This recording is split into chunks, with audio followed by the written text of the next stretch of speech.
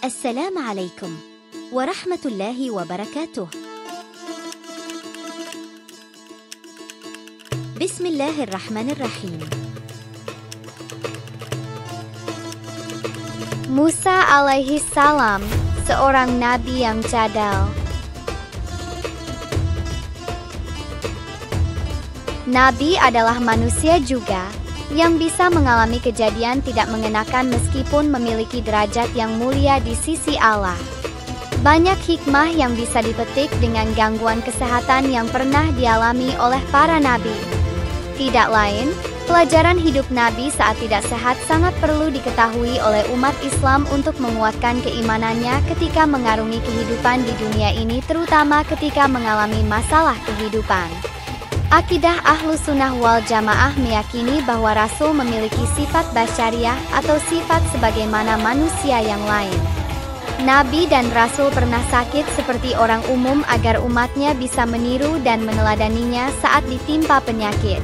Namun, penyakit yang menimpa Nabi bukanlah penyakit yang membuat kehormatannya turun sehingga memiliki konsekuensi dijauhi oleh umatnya.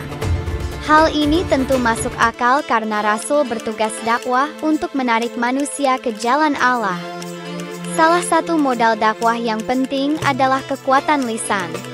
Namun, ada nabi dan rasul yang pernah mengalami kekakuan lisan, yaitu Nabi Musa alaihi salam.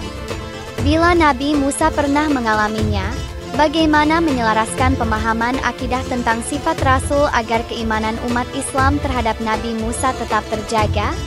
Bagaimana kisah lengkap tentang kekakuan lisan Nabi Musa berdasarkan kitab sejarah Islam?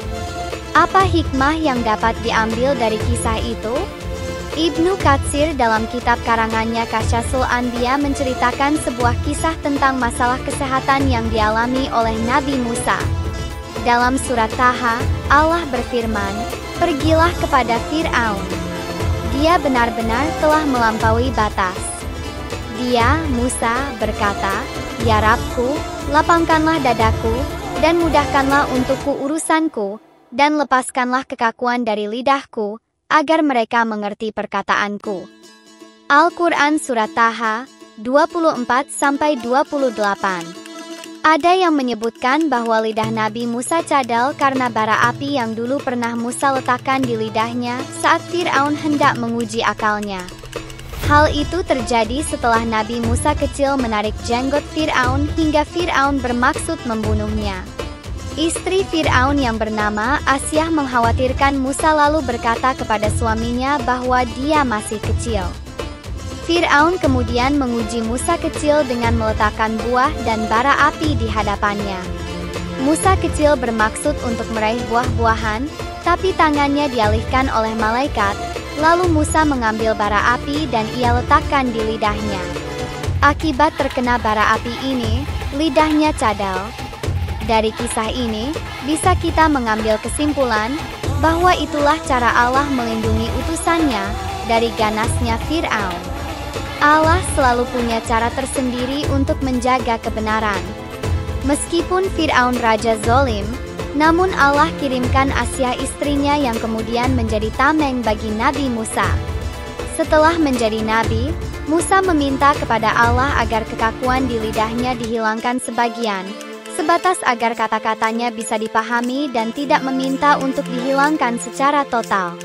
Hasan al-Basri mengatakan, para rasul hanya meminta sebatas yang diperlukan. Karena itulah lidah Musa masih kaku. Oleh karena itu, Fir'aun menghina tutur kata Nabi Musa.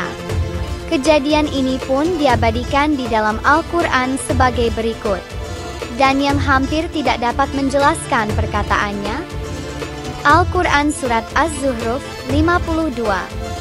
Yang dimaksud bahwa tidak bisa mengutarakan maksudnya, yaitu tidak bisa mengungkapkan isi hatinya. Oleh karena itu, kemudian Nabi Musa berkata seperti yang difirmankan Allah dalam lanjutan surat Taha. "Dan jadikanlah untukku seorang pembantu dari keluargaku, yaitu Harun, saudaraku. Teguhkanlah kekuatanku dengan adanya dia, dan jadikanlah dia teman dalam urusanku, agar kami banyak bertasbih kepadamu, dan banyak mengingatmu." Sesungguhnya Engkau Maha melihat keadaan kami. Dia, Allah, berfirman, sungguh telah diperkenankan permintaanmu wahai Musa. Al-Quran Surat Taha, 29-36. Berdasarkan uraian kisah ini, Nabi Musa pernah mengalami cadel sehingga agak kaku ketika berkata-kata. Namun, perkataan beliau secara umum bisa dipahami dengan baik oleh orang yang mendengarnya, termasuk Fir'aun. Hanya saja karena kesombongannya, Fir'aun menghina Nabi Musa sehingga Nabi Musa merasa perlu untuk menampilkan Nabi Harun sebagai orang yang lebih fasih saat menghadapi Fir'aun. Kondisi cadel bukanlah keadaan yang membuat Nabi dijauhi oleh umatnya. Oleh karena itu, kehormatan Nabi Musa tetap terjaga meskipun mengalami gangguan kefasihan bicara. Bahkan, sebagai ikhtiar khusus Nabi Musa berdoa memohon kepada Allah untuk dilepaskan kekakuan dari lidahnya. Allah pun mengabulkan permintaan beliau sehingga dapat menyampaikan maksud perkataannya kepada Fir'aun. Uniknya, Nabi Musa tidak meminta agar kekakuan lidahnya disembuhkan secara total. Beliau hanya meminta seperlunya saja agar orang yang mendengar perkataannya menjadi paham. Rupanya hal ini menjadi bukti rendah hatinya Nabi Musa karena beliau sudah diberi anugerah lain berupa diangkatnya Nabi Harun sebagai nabi yang fasih dan siap membersamai ketika berdakwah. Ada hikmah lain di balik permintaan Nabi Musa yang unik itu. Dengan keberadaan Nabi Harun sebagai teman setia, kita dapat memahami arti pentingnya orang lain untuk berinteraksi di sekitar kita. Nabi Musa dapat menjadi contoh teladan sepanjang masa. Mulai dari pantang berputus asa dalam ikhtiar mengatasi masalah hingga berdoa secara khusus agar gangguan bicara disembuhkan dapat dicontoh dan diterapkan oleh siapapun. Bahkan, doa di dalam surat Taha di atas tidak hanya patut dipanjatkan oleh orang yang mengalami gangguan bicara secara langsung. Orang yang normal kemampuan bicaranya pun dapat menerapkan doa tersebut.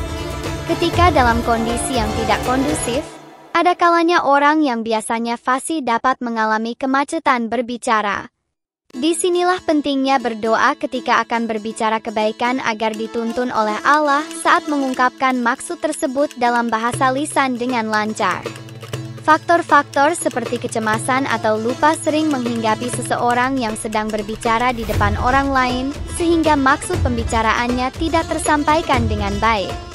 Dalam konteks inilah doa tersebut dapat dipanjatkan, baik sebelum berbicara maupun ketika mengalami masalah saat berbicara.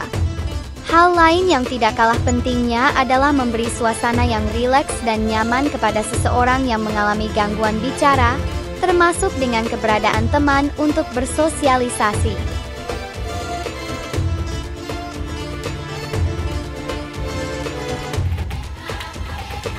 Wallahu a'lamu bis-shawab.